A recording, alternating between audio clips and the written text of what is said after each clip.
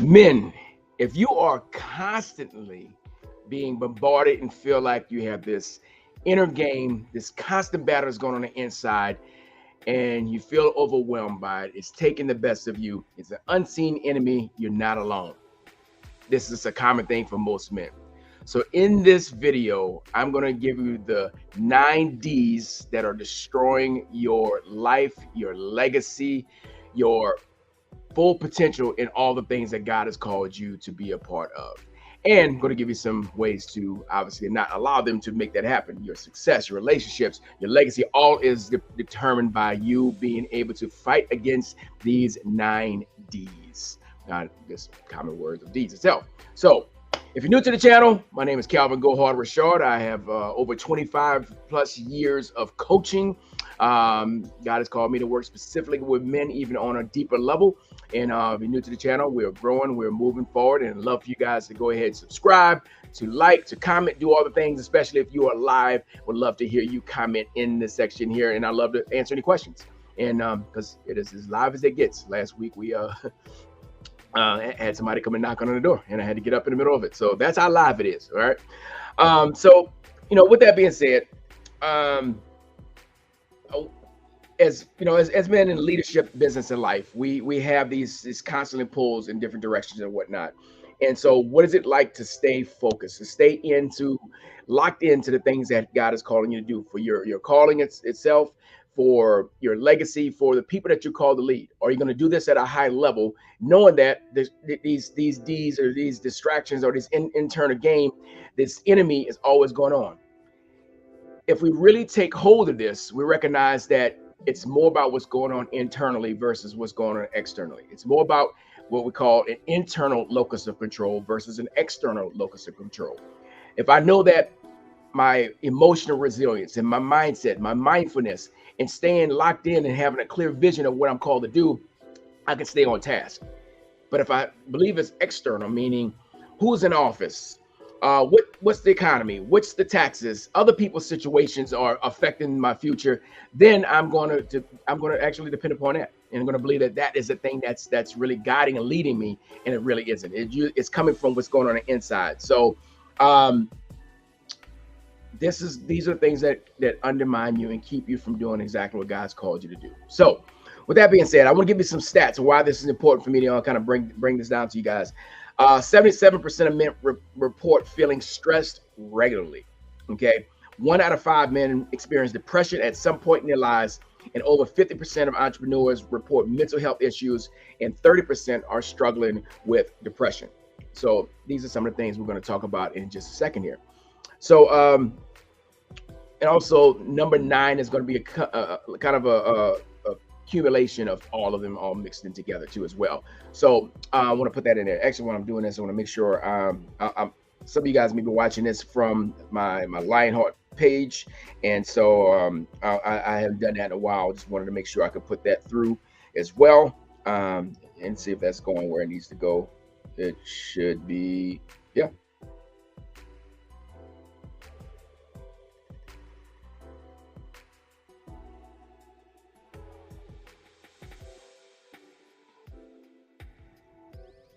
All right, there it is. Internet went down for a second. I'm sorry. Here we go. All right. So once again, if you're watching live, then go ahead, comment and ask questions along the way too as well. So let's get into it, guys. Number 1, and once again, some of these are going to be really hitting home for you guys. Some of you have great control over it. So that's one thing that's really not so important. But listen in, because here's the thing. If even if for you, it may not be for you. One of these 9 may not necessarily be for you, but it will be for one guy that you do life with, a brother, a friend, a neighbor, a co-worker, somebody that you recognize that this is part of their life too as well. So these are things you want to pay attention to, because also the folks that you're leading and guiding in life, this is going to make a difference too. So number 1 is distractions. Distractions. What are the distractions that are in your life that is causing you to wane? Is it social media? Is it hobbies? Is it habits? Are there certain things that are really keeping you away from those particular things? You cannot build an empire with distractions. So if you worry about other empires and other things, you can't do that with distractions. So what is it? Is it social media? Is it news? Is it that You playing golf too much, playing video games too much, whatever it is, watching, consuming, really is about being a consumer. Not just about, what you pay for, but we typically pay with our money and our time and our attention. These are things we pay with. So pay attention. Where is most of your time going on? You might need to do an audit of your time and see what is it I'm spending so much time with. Especially as most of you guys are speaking to entrepreneurs or entrepreneurs, and you hear certain things that can get you derailed. Someone says, "Oh, your goal is to be a millionaire." Most millionaires have 7 streams of income. So you go out and say, "I'm going to find 7 streams of income and build them all together." That's typically not how it happens. Most of them, they build vertically one tower of income, and they build that, they get it sustainable, and then they move to the next. And then they build that and get that sustainable and put systems and teams in place to make these run where they can oversee in these particular areas or sell it, whatever it may be. That's typically how it's done. You go to build all 7 at the same time, you'll be mediocre at best in any of them. It will be stressing. It will pull you too many ways. So, they say a man who chases 2 rabbits catches none. So that whole part of a double-minded man, it makes a big difference. So, and I'm gonna use that one a different part. But Colossians 3:2, set your minds on things above, not earthly things. So if I'm thinking about heavenly kingdom things, I'm also thinking about my destiny. I'm also thinking about my divine assignment. I'm thinking about who I'm called to serve through God's, infinite power for his guidance and leading and his wisdom to get me to actually lead these individuals in a right way. And so I've got to watch out for the distractions, because here's the thing also, as you get better in leadership, as you grow in leadership, you're going to become more attractive to opportunity. I get asked on a regular basis over all the years, get into this network marketing company or be a part of this leadership group or these things. I have to know how to say no. Just because you can doesn't mean that you do it. So some of these things I have to say, okay, this is not my lane. This is not what I'm going to get involved in. And so part of those things is watching those distractions, okay? That will come. Distractions are going to come along the way. You have to be disciplined enough for what you want, and we're going to talk about it a little bit. All right, I'm stretching this word a little bit. Indecision. So I can just say lack of decision if I want to, but we're going with indecision, all right? Indecision leads to inaction. Inaction kills your dreams. It kills your momentum. It keeps you from moving forward.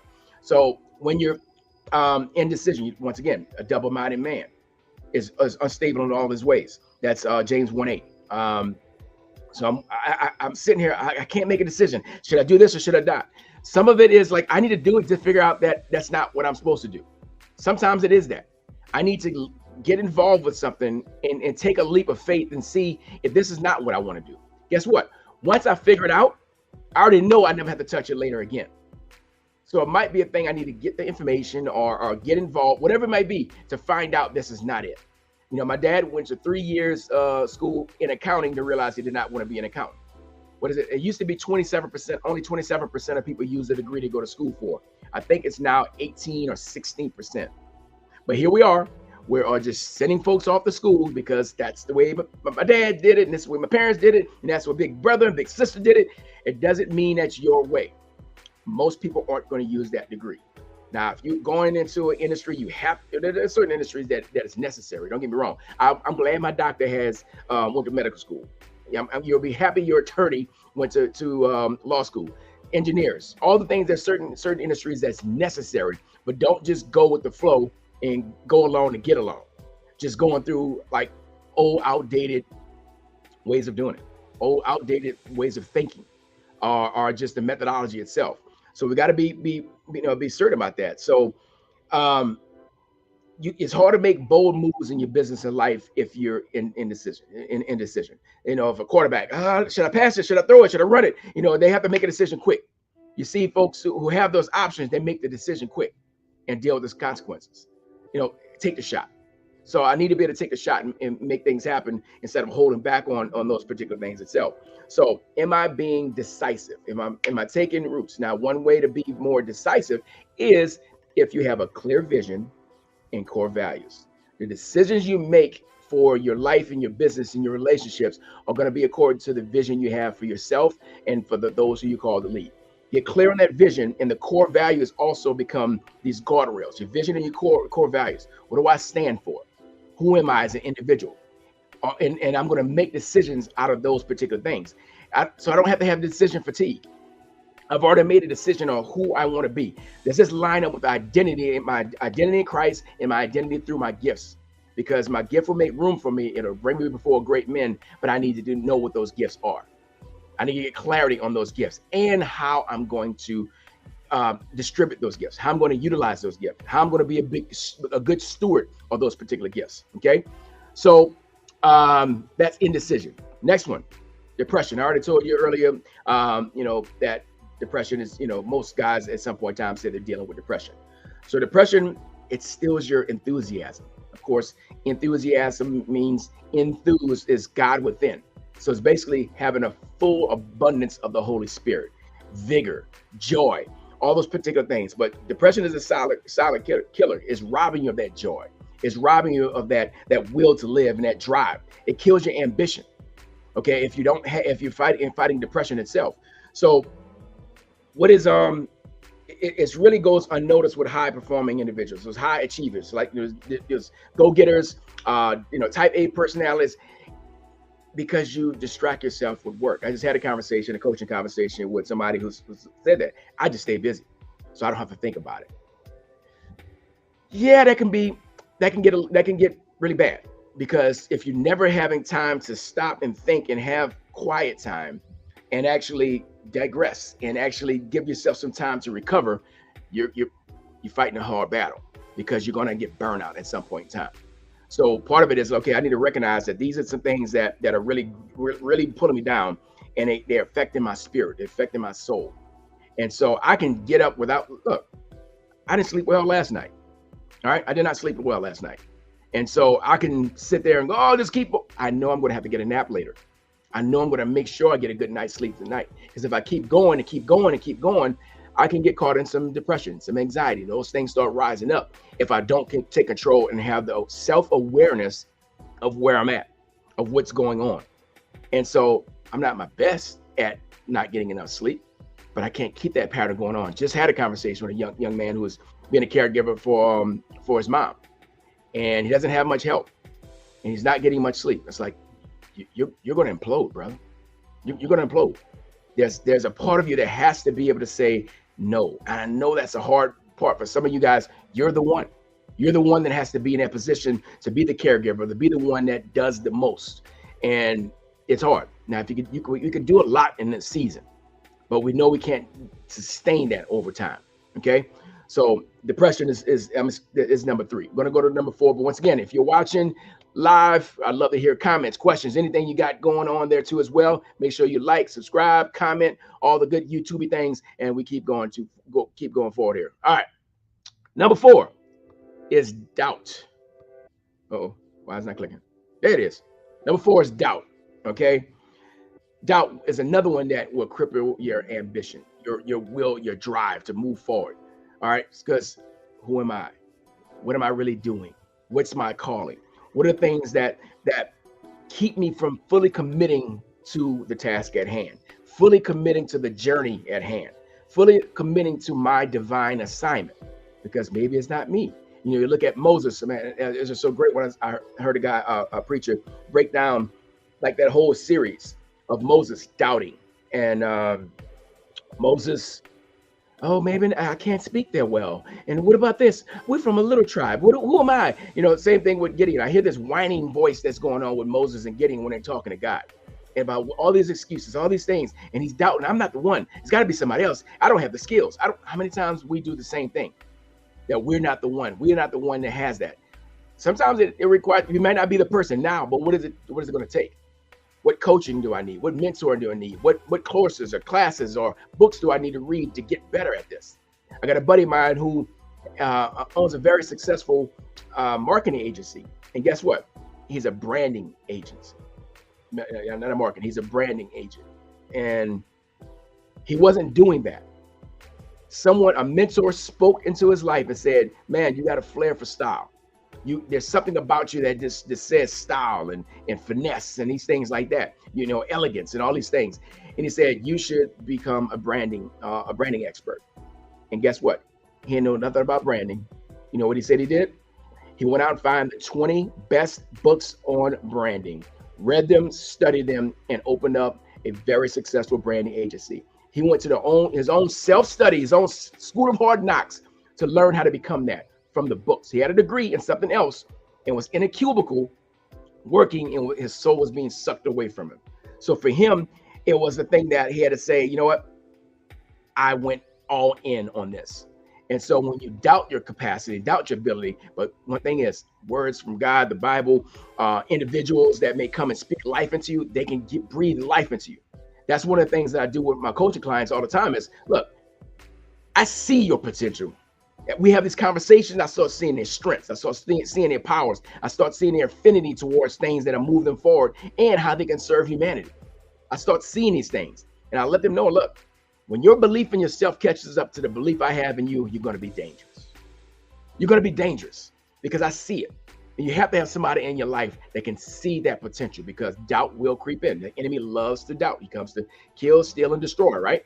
So doubt is part of that. If he's coming to do all those particular things, that's going to be, there. So, locking in on that faith, that's going to get you there. Got 2 Corinthians 5:7. For we walk by faith and not by sight. So I walk in my faith. If I move by faith, knowing that I don't know what's happening next, but I know the first step. I know how to take the first step in front of me. So Victoria's on there. What's up? Pray about it and be about it. That's right. Saying show what's happening. So it's like, okay, I'm praying. I give it to God. I sought godly counsel. I've got godly wisdom because I've spoken to some individuals that's going to help move me in the right direction or whatever it is. I've done the work. So now I got to step. And I can't just talk about it and keep one day, eventually, it's going to happen. It's going to happen eventually. Now I got to lock in and say, you know what? I need to put in the work necessary to make it happen. So action squashes the doubt. Taking the action, being able to step one step. He says a light unto my feet. He didn't say a light across the whole highway. A light unto my feet. Enough light for the step I'm on. I just need to see the next step. I just need to be one chapter ahead of those I'm calling to lead. That's it. That's all it takes. But we get so caught in, I gotta have the whole thing laid out in front of me. Everything has to be out in front of me for me to make the step. I gotta get it all planned out. That's not how life works. That's not how business works. That's not how relationships works. Relationships work. There it is. You know what I'm talking about. All right, moving on. Number 5 is disorganization. Like right now, it's funny because my little studio, which is basically my desk, I have the mic right here and there's wires going on. So that's a little disruptive for me. I got my tablet here for my notes and things of that sort. My water's over here, which I need to take.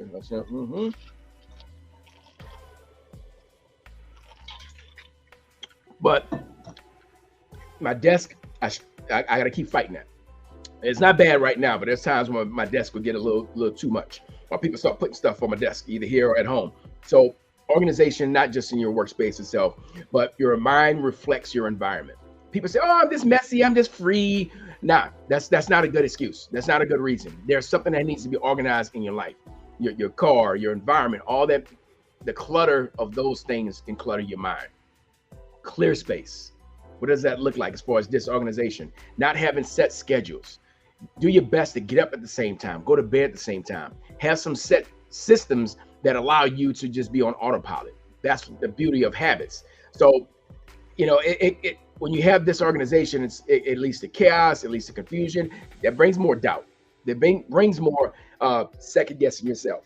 Okay, but if you get flow, building into momentum.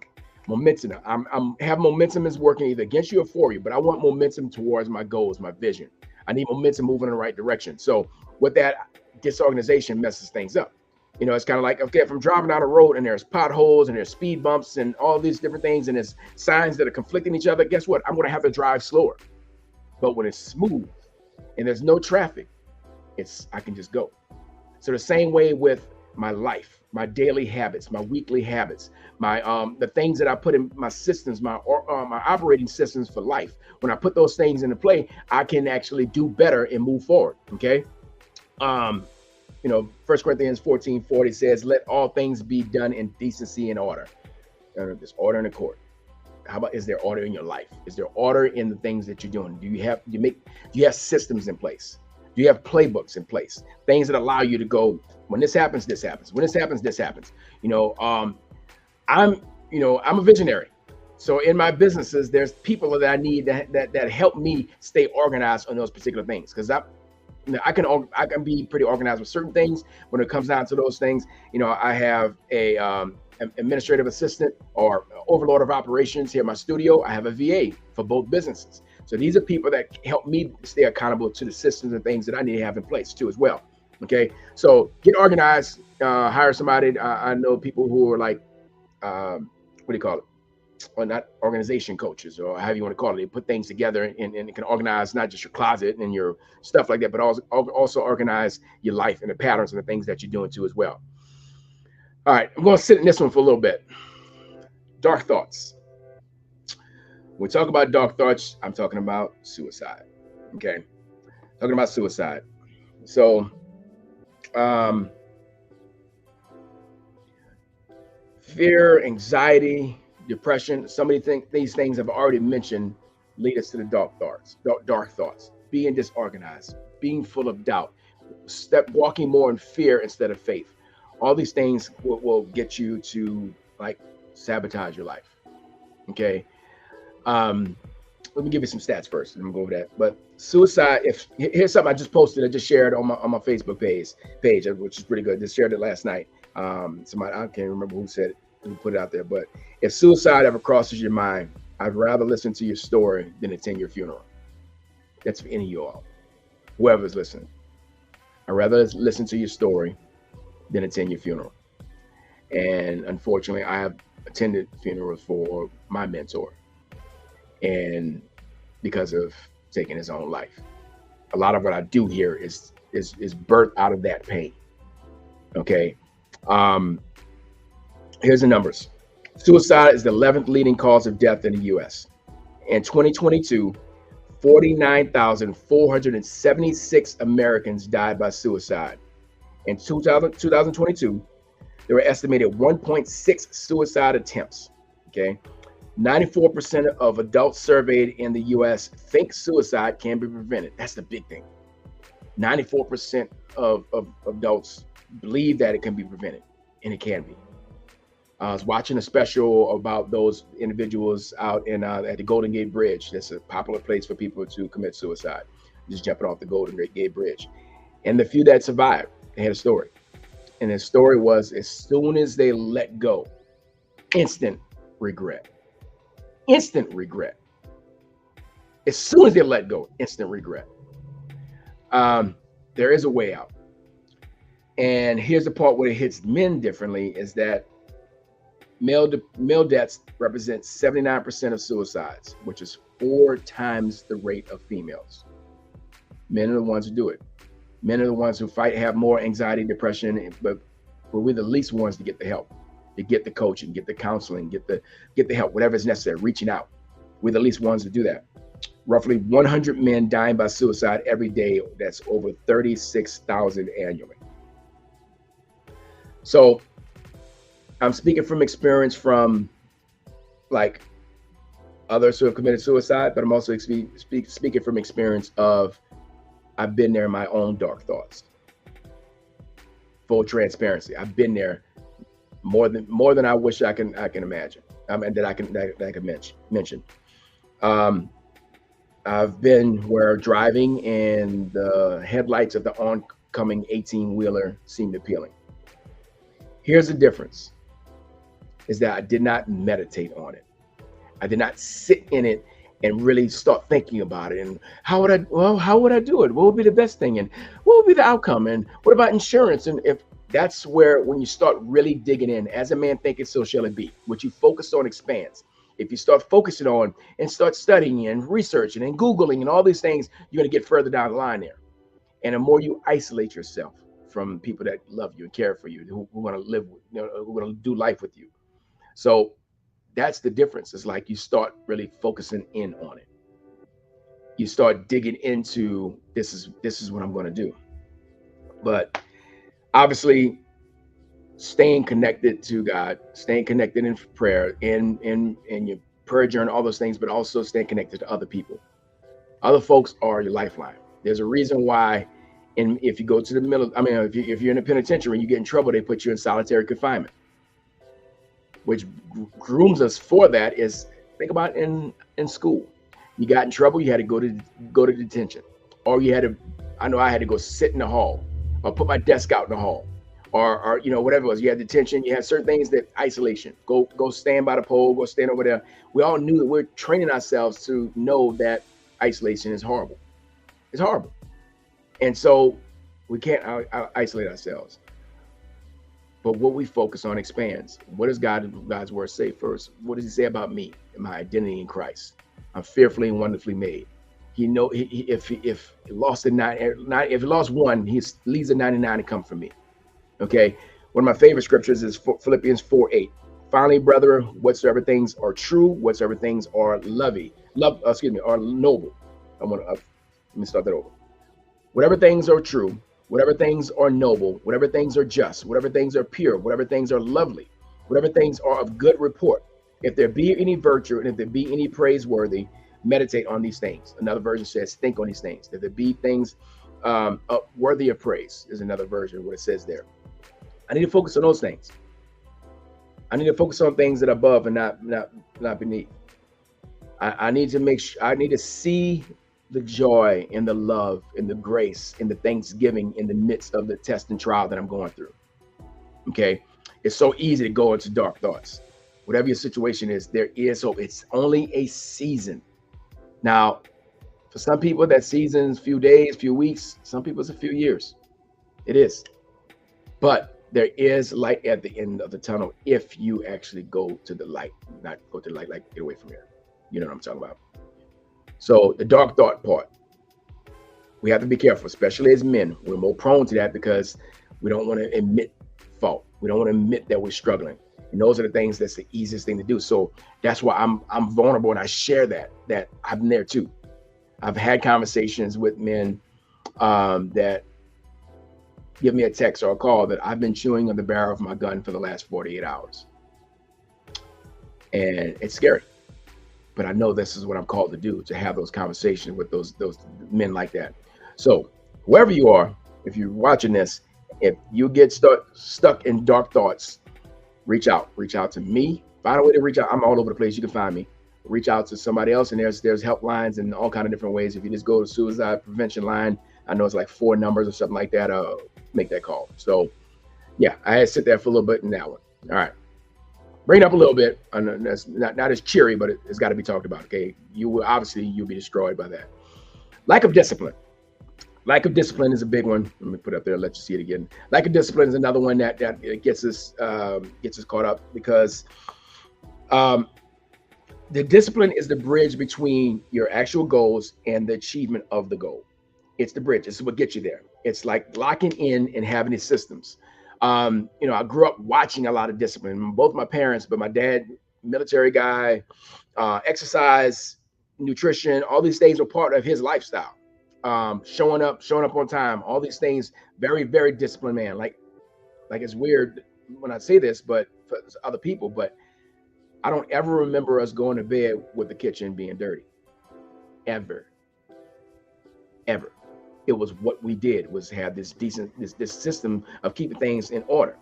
And so when we fall into lack of discipline, what does that look like? If it's going to affect if you don't, in your work life, your habits, once again, going to those distractions. If you're not disciplined, distractions will come. Okay. It's easy to get off, but you got to get into the system, whatever it is, dedicate, say, I'm going to be committed. Say if it's changing your body, losing fat, gaining lean muscle. You got to be committed to a routine, whether it's with a coach, whether it's by yourself. You got to have the discipline of showing up.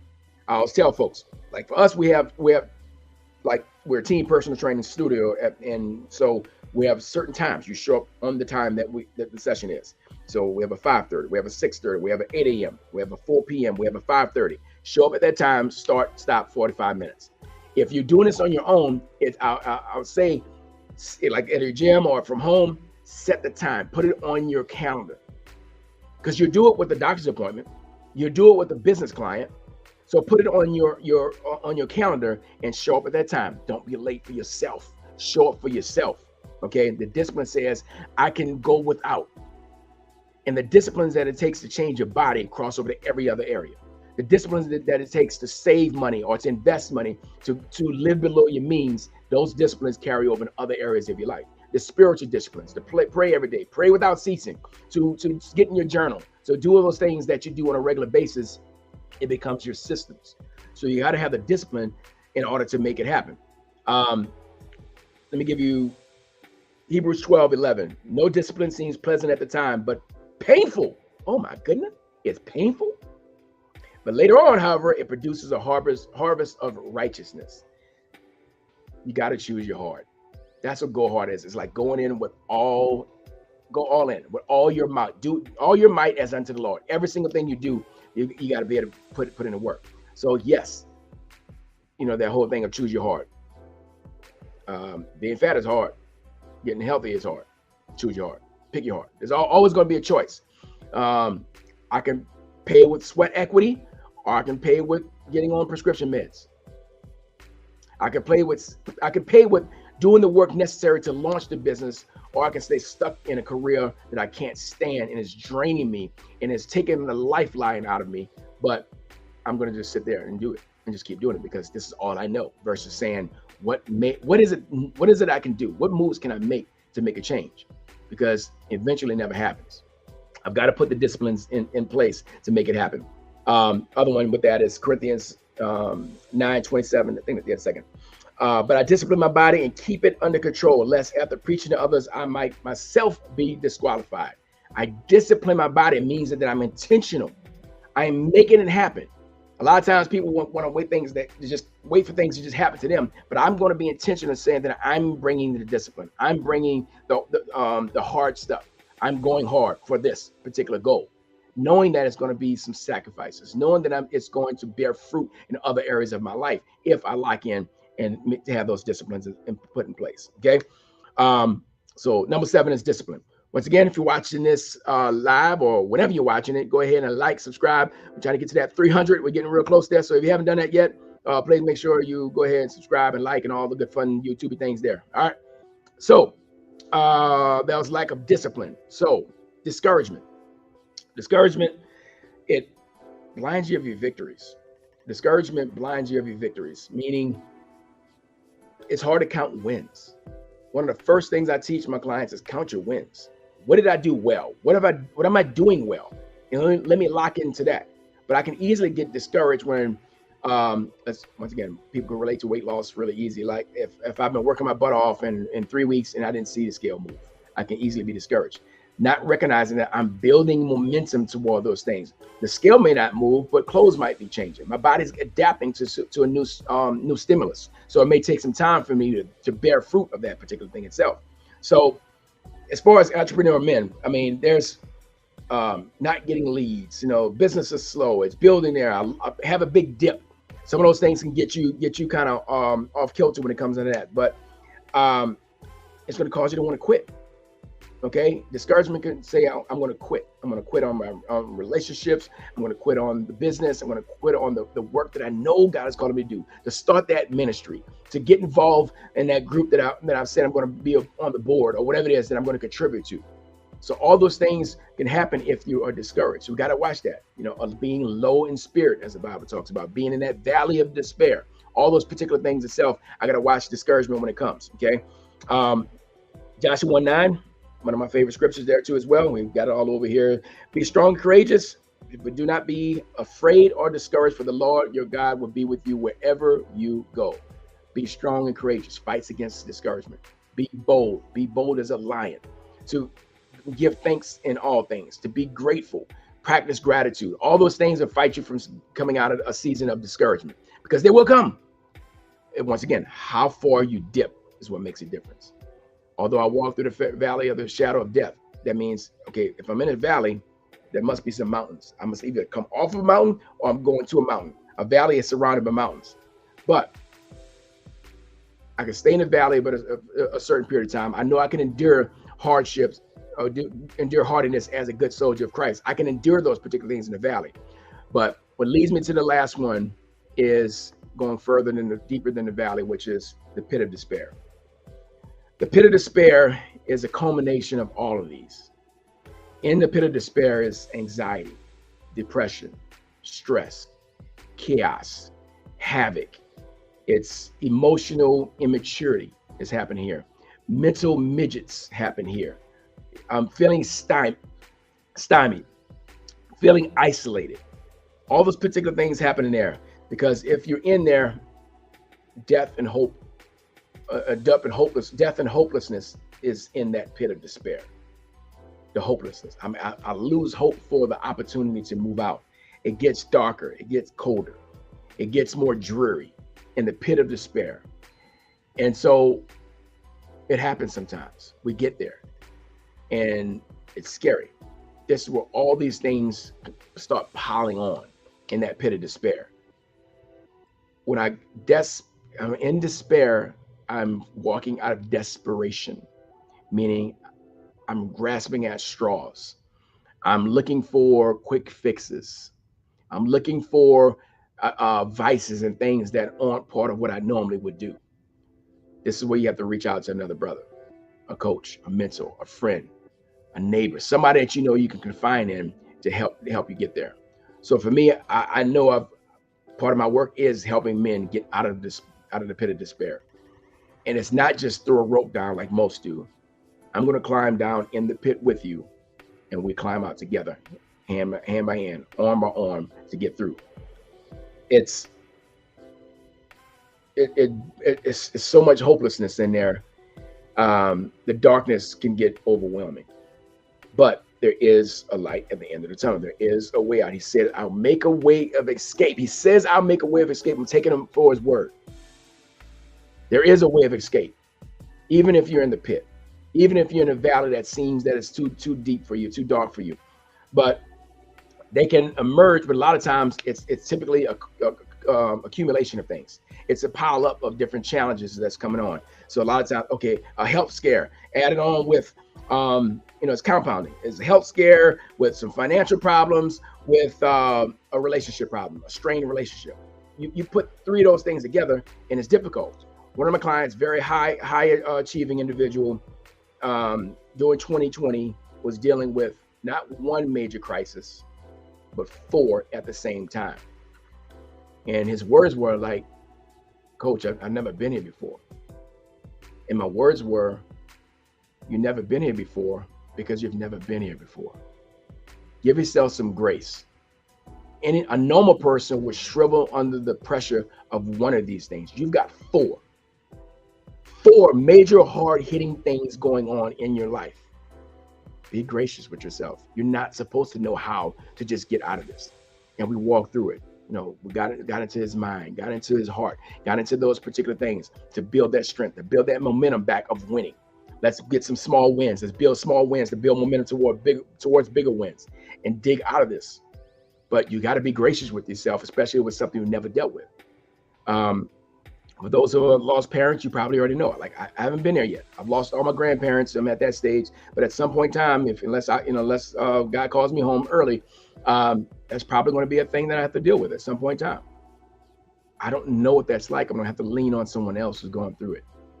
I haven't experienced that. That's going to be something, I could imagine. Like my dog, simple as that. My dog, this is the first real dog I had. My dad decided after our Doberman Pinscher, Darth Vader, yes, his name was Darth Vader, he dug a hole in the fence and somebody stole him. And my dad vowed, I was only like 2 or 3, I think 3 o'clock. I'm 3 o'clock. I think I was 3 years old. And he vowed that he wants nothing else that eats. So guess what? My dad kept that word. I couldn't get no dog, no cat, no bird, no hamster, no fish. I couldn't get nothing. That man vowed and said, I ain't having nothing else to eat. So really, Crusher, my dog, my Boston, is really my first dog. And he got sick the other day, and I'm not gonna be no good. I know that day will come, at some point in time where he's gone from here. I ain't gonna be no good. I'm gonna need to lean on y'all. Okay. I know I'm not gonna be good. I love that dog. So that's something that will definitely affect me. But there's things that you've gone through that you can help walk me through. There's things that I've gone through or have coached on or understand that I can walk you through because of the whole process of self-mastery of myself and my calling. I'm conquering my calling by getting going to the conferences, doing the things to get better at those particular things. So that helps keep me out of the pit of despair because I'm constantly lifelining. I'm keeping my prayer life right. I'm keeping my word right. I'm doing my best to keep my body right. I'm building the businesses that God has called me to do.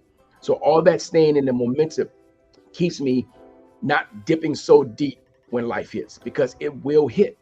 But we have to understand that as part of that is look, of all these 90s, we don't have to buy in. Some of these hit stronger, they're more strongholds for some of us, but we don't have to submit to them so much because we're meant to be more than conquerors. So if I'm more than a conqueror, I'll overcome all of these particular things so that I can lead, I can thrive, I can not just go through life and meander. Instead of just living through it, I can actually do well and thrive, and those around me thrive. So it's a part of me to record and have the awareness that these things have happened, but am I committed to having a community of folks? Am I committed to surrounding myself with the information and the people and the wisdom necessary for me to overcome all of these particular D's that come to destroy my life? The enemy doesn't like the fact that you're listening to this. The enemy doesn't like the fact that you're striving to glorify him, to honor him, and serve his people. He's not pleased, but it's up to us to know and be aware of his works, but more than anything, lean into what God is doing and what he's calling you in your particular life in this season and beyond. So I hope this has been helpful. Once again, like, subscribe, comment, do all the cool YouTube things there. Share this with somebody you may know that might be in a dark spot, and that they may need coaching. If you're looking for a coach, I coach men. If that's what you're looking for, if you're an entrepreneur, a guy that's looking to start something beautiful, you're a thought leader, and you may be stuck and need some help, either getting out of a rut, getting out of the pit of despair, and creating something beautiful that blesses God and blesses the people you call to serve. So that's what I got for you guys. Hope you have a great one. God bless. Go hard. Peace.